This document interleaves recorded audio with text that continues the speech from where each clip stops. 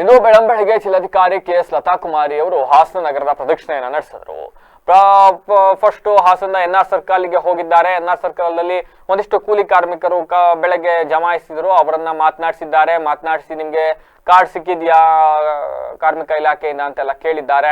ಒಂದ್ ವೇಳೆ ಸಿಕ್ಕಿಲ್ಲ ಅಂದ್ರೆ ದಾಖಲಾತಿ ತಗೊಂಡು ಬನ್ನಿ, ಕಾರ್ಡ್ ಮಾಡಿಸ್ಕೊಡ್ತೀವಿ ಅನ್ನೋ ಭರವಸೆ ಕೊಟ್ಟಿದ್ದಾರೆ. ಅದಾದ್ಮೇಲೆ ಅಲ್ಲಿಂದ ಸಾಲ್ಗಾಮೆ ರಸ್ತೆಯಲ್ಲಿ ಇರ್ತಕ್ಕಂಥ ಮಂಗಳವಾರದ ಸಂತೆಗೆ ಭೇಟಿಯನ್ನ ಕೊಟ್ಟಿದ್ದಾರೆ. ಅಲ್ಲಂತೂ ಮಾತ್ರ ಸಂತೆ ಅಂತ ಒಂದು ನಡೆಯುತ್ತೆ, ವಾರದ ಸಂತೆ. ಇತ್ತ ರಸ್ತೆ ಪಕ್ಕದಲ್ಲೇ ಯಾವುದೇ ರಕ್ಷಣೆ, ಯಾವುದೇ ಇನ್ನೊಂದು ಯಾವುದೇ ರೀತಿಯಾದಂತ ಅವ್ರಿಗೆ ಇದೇ ಇಲ್ಲ, ರಕ್ಷಣೆಯೇ ಇಲ್ದಿರೋ ಸ್ಥಿತಿಯಲ್ಲಿ ಸಂತೆ ನಡೀತಾ ಇದೆ. ಹೀಗಾಗಿ ಸಂತೆಯನ್ನ ನೋಡಿದ್ರು, ಸಂತೆ ಸಂದರ್ಭದಲ್ಲಿ ಆಗಬಹುದಾದಂತ ವಾಹನ ದಟ್ಟಣೆ ಎಲ್ಲವನ್ನ ಅಬ್ಸರ್ವ್ ಮಾಡಿ ಏನಾದ್ರು ಪರ್ಯಾಯ ವ್ಯವಸ್ಥೆ ಮಾಡಬಹುದಾ, ಸಂತೆಯನ್ನಾದ್ರೂ ವಾರದ ಸಂತೆಯನ್ನ ಶಿಫ್ಟ್ ಮಾಡಬಹುದಾ ಬೇರೆ ಕಡೆಗೆ ಅಂತ ಒಂದಿಷ್ಟು ಚಿಂತನೆಯನ್ನ ಮಾಡಿದ್ರು. ಅಧಿಕಾರಿಗಳ ಜೊತೆ ಚರ್ಚೆ ಮಾಡಿದ್ರು.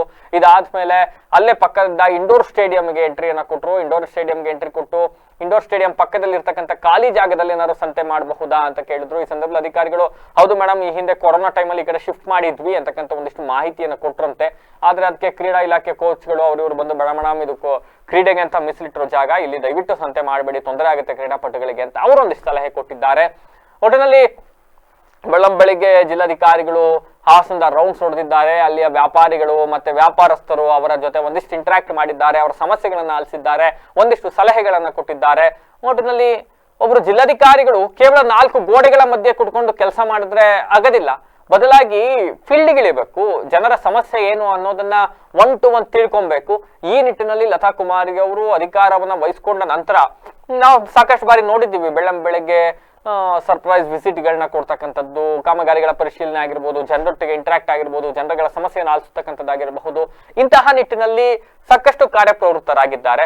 Very good going. ಇದೇ ತಿರಿ ಮೇಡಮ್ ಜನರ ಸಮಸ್ಯೆಯನ್ನ 1 to 1 ಕೇವಲ ಕಚೇರಿ ಒಳಗಡೆ ಕೂರ್ತೆ ಹೊರಗೆ ಬಂದು ವಾಸ್ತವತೆಯ ಅರಿವಾದರೆ ಒಂದಿಷ್ಟು ಜನರಿಗೆ ಸಹಾಯ ಮಾಡ್ತಕ್ಕಂಥ ನಿಟ್ಟಿನಲ್ಲಿ ಎಫೆಕ್ಟಿವ್ ಆಗಿ ಎಫಿಷಿಯೆಂಟ್ ಆಗಿ ಕೆಲಸ ಮಾಡಕ್ ಸಾಧ್ಯ ಆಗುತ್ತೆ.